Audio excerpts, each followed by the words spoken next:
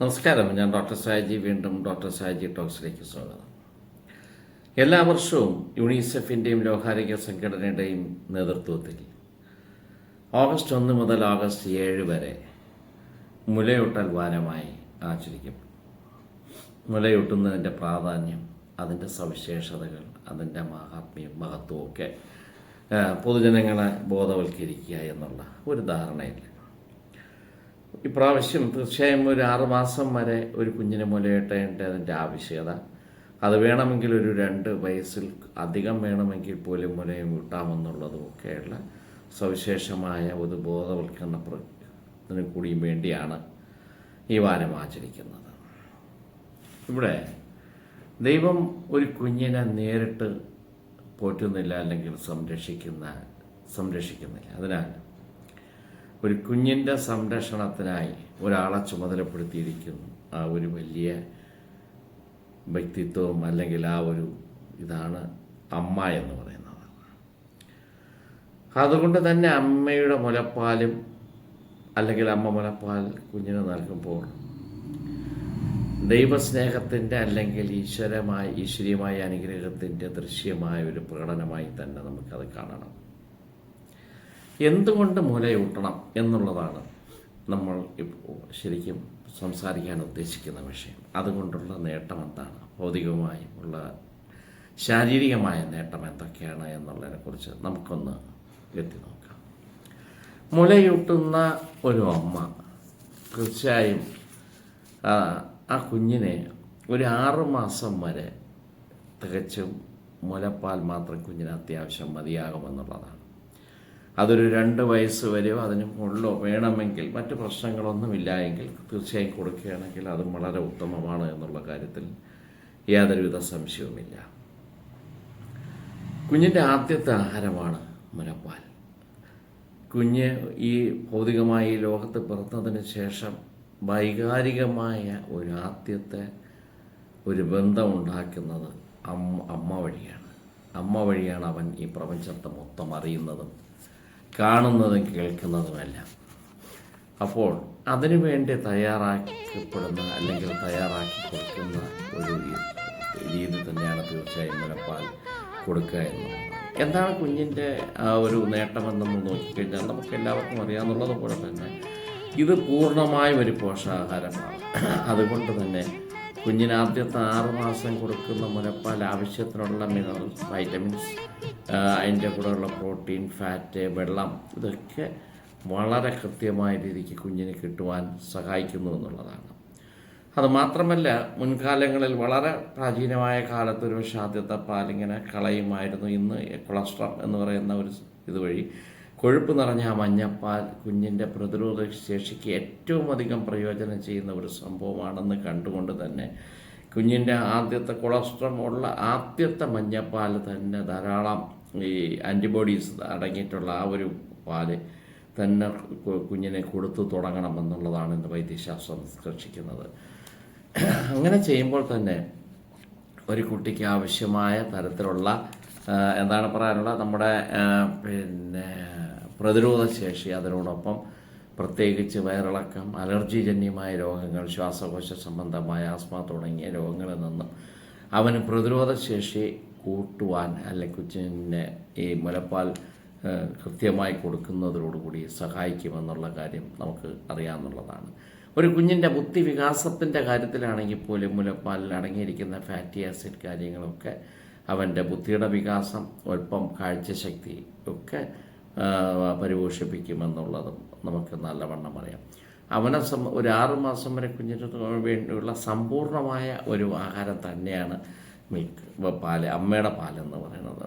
പൊതുവെ പാല് കൊടുക്കുന്നതിനെക്കുറിച്ച് വല്ല ഭിന്നാഭിപ്രായം വൈദ്യശാസ്ത്ര ലോകത്ത് നിലനിൽപ്പുണ്ടെങ്കിലും, പ്രത്യേകിച്ച് നമ്മൾ കൃത്രിമമായി കൊടുക്കുന്ന പശുവും പാലും ബാക്കിയുള്ള തരത്തിലുള്ള പാലുകൾ, കാരണം ഇന്ന് പശുവിൻ്റെ അതിൻ്റെയൊക്കെ ആഹാര രീതി ആ രീതിക്കാണ്. വളരെ കൃത്യമായി തയ്യാറാക്കപ്പെടുന്ന ഫുഡ് പ്രോഡക്ട്സാണ് അത് പശുവിനും കാര്യങ്ങൾ കൊടുക്കുന്നത് കൊണ്ട് തന്നെ പലപ്പോഴും അലർജി, മിൽക്ക് ബോൺ ഡിസീസ് എന്ന് പറയുന്ന തരത്തിൽ പലതരത്തിലുള്ള അലർജീസ് കുട്ടികൾക്കുണ്ടാവാൻ സാധ്യതയുണ്ട്. അതുകൊണ്ട് തന്നെ പലപ്പോഴും ആസ്മയും ശ്വാസം മുട്ടലും കഫക്കെട്ടുമൊക്കെ കറണ്ടാറ്റ് വരുന്ന പിള്ളേർക്കെല്ലാം തന്നെ പാലും പാലുൽപ്പന്നങ്ങളും കൊടുക്കാൻ പറയുമ്പോൾ കൊടുക്കുന്നത് ഒഴിവാക്കുന്നത് പറയുന്ന അതേ അവസരത്തിൽ തന്നെ തീർച്ചയായും അമ്മയുടെ പാലിന് അങ്ങനെ പറയുന്നില്ല. അതൊരു മഹത്വമായി അത് കൊടുക്കുവാൻ തന്നെയാണ് ശാസ്ത്രം ഇന്ന് നിർദ്ദേശിക്കുന്നത്.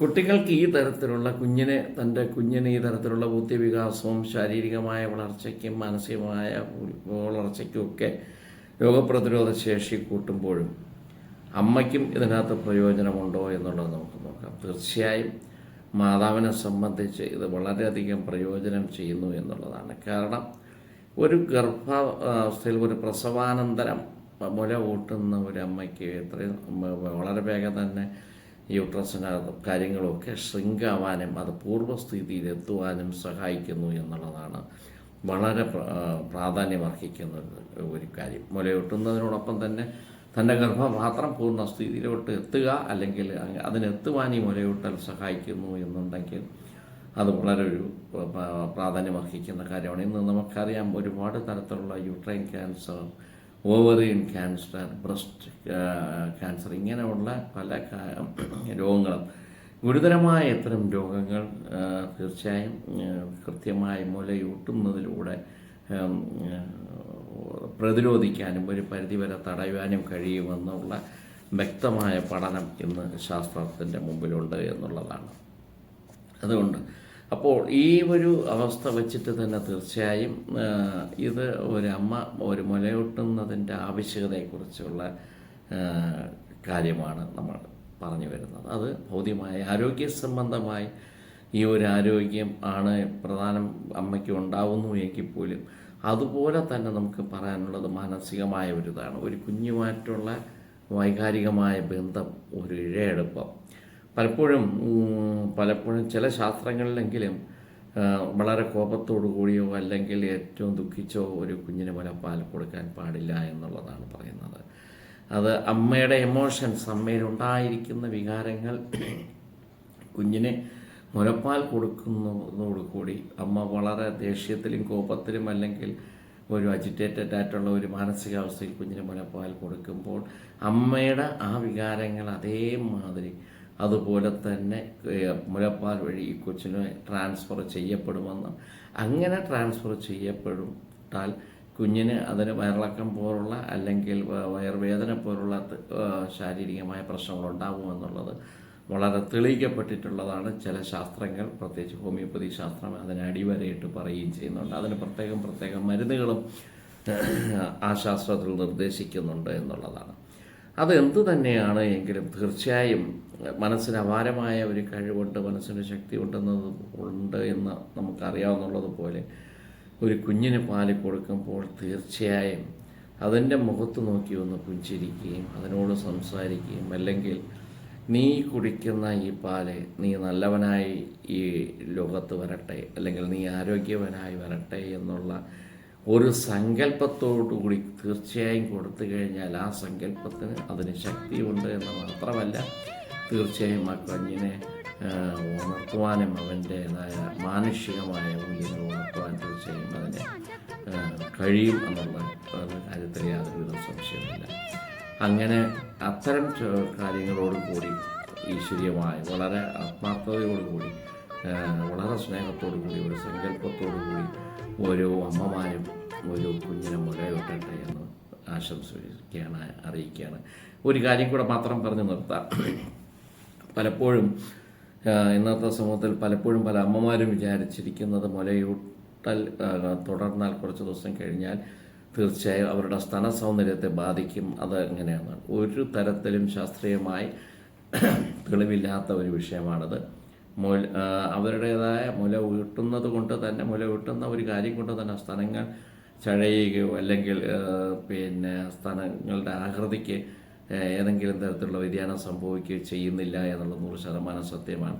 ഒരു പക്ഷേ റിപ്പീറ്റഡ് പ്രഗ്നൻസി അല്ലെങ്കിൽ ജനറ്റിക് ആയിട്ടുള്ള ചില വ്യത്യാസങ്ങൾ സ്വാഭാവികമായ അമിതമായ പുകയോ മദ്യപാനോ അങ്ങനെയൊക്കെ എന്തെങ്കിലും ഉണ്ട് എങ്കിൽ മാത്രമാണ് തീർച്ചയായും അത് അങ്ങനെ ഒരു സാഹചര്യം ഉണ്ടാകുന്നത്. പിന്നെ സ്വാഭാവികമായി ഗർഭസ്ഥാവസ്ഥയിൽ ഉണ്ടാകുന്ന ലിഗമെൻ്റ് സ്ട്രെച്ചിങ്, ആ ലിഗമെൻ്റ് സ്ട്രെച്ചിങ് എന്ന് പറയുന്നത് ഒരു കുഞ്ഞിന് മുല കൂട്ടിയാലും ഇല്ലെങ്കിലും അത് സംഭവിക്കാമെന്നുള്ളതാണ്. എന്തായാലും ലോകത്ത് നിന്നുള്ള എല്ലാ അമ്മമാരും സ്നേഹത്തോടു കൂടി കുഞ്ഞുങ്ങൾക്ക് മുലപ്പാൽ നൽകട്ടെ.